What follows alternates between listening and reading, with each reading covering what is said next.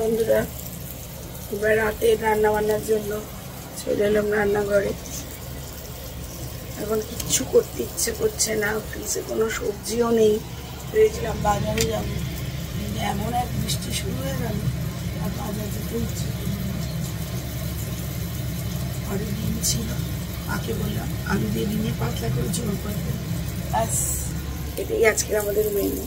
ভালো লাগছে না, কি করবো। এখানে ডিমটা ভাজতে রেখেছি।